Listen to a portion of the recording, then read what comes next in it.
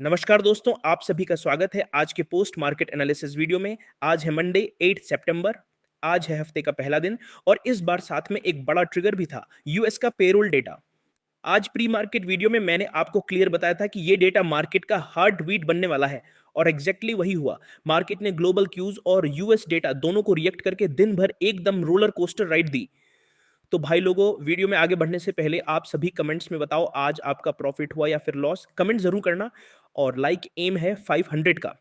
तो भाई लोगों, चलो स्टेप बाय स्टेप शुरू करते हैं और बात करते हैं कि निफ्टी, बैंक निफ्टी और सेंसेक्स ने आज कैसा परफॉर्म किया और कल के लिए हमारी क्या स्ट्रेटेजी होनी चाहिए।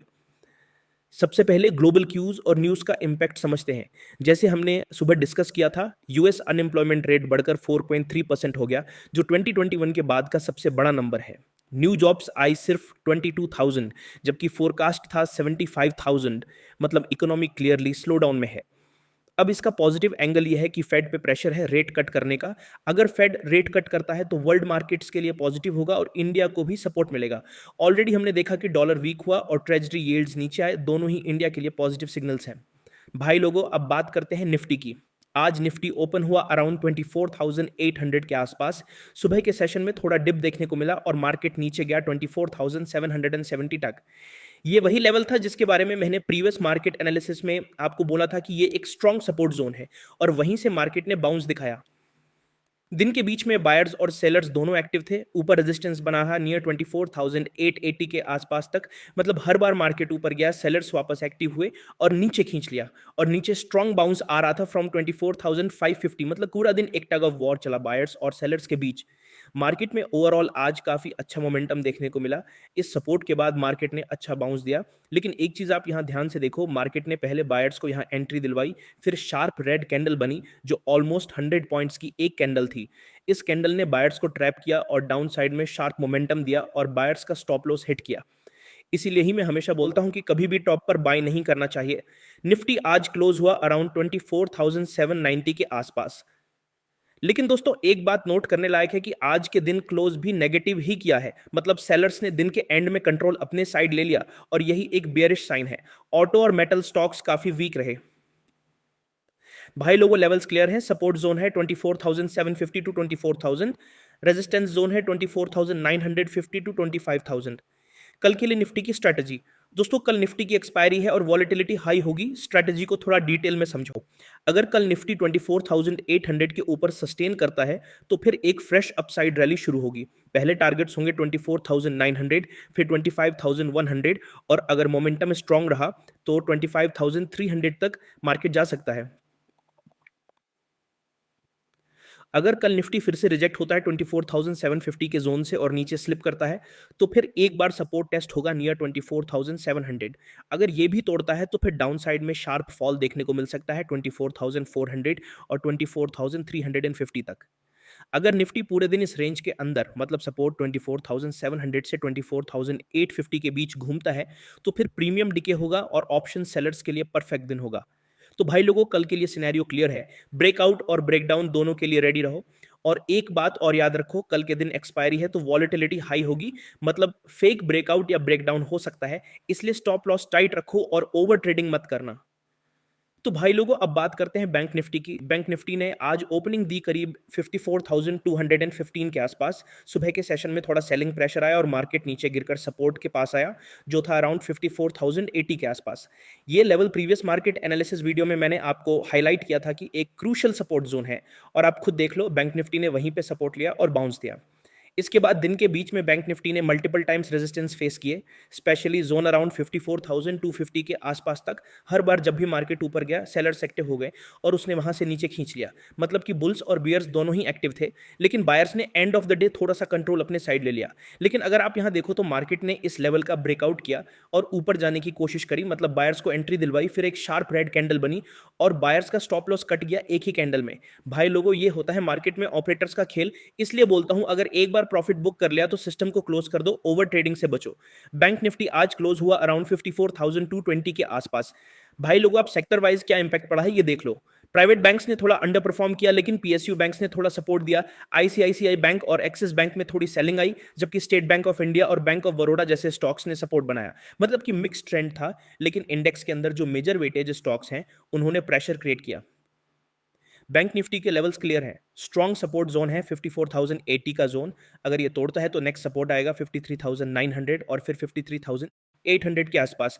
ऊपर का रेजिस्टेंस है 54,250 से लेकर 54,350 तक। अगर ये तोड़ता है तो नेक्स्ट अपसाइड टारगेट बनेगा डायरेक्ट 54,500 तक। कल के लिए बैंक निफ्टी की स्ट्रेटजी, चलो भाई अब थोड़ा डिटेल में स्ट्रेटजी समझते हैं।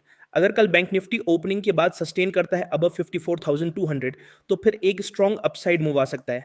पहले टारगेट्स होंगे 54,390, सेकंड टारगेट होगा 54,500, और अगर मोमेंटम काफी स्ट्रॉन्ग रहा तो 54,700 तक मार्केट जा सकता है। और भाई लोगों, अगर ये मूव आता है तो इंट्राडे में banking stocks specially HDFC bank और कोटक बैंक भी एकदम मोमेंटम के साथ चलेंगे।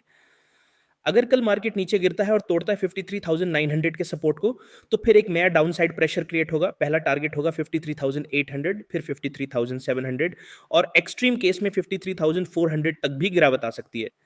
अगर कल के दिन बैंक निफ्टी पूरे दिन इसी रेंज के अंदर घूमता है, मतलब सपोर्ट 54,080 और रेजिस्टेंस 54,250 के बीच, तो फिर ऑप्शन सेलर्स के लिए एकदम जैकपॉट दिन बन जाएगा। प्रीमियम डिके होगा और बायर्स के लिए फ्रस्ट्रेशन होगा। तो भाई लोग अब बात करते हैं सेंसेक्स की। सेंसेक्स ने ओपनिंग दी करीब 80,900 के आसपास। सुबह के सेशन में जैसे ही ग्लोबल क्यूज आए, फिर थोड़ा सा डिप आया, नीचे जाकर सेंसेक्स ने सपोर्ट टेस्ट किया अराउंड 80,800 के पास, और वहीं से बायर्स एक्टिव हो गए।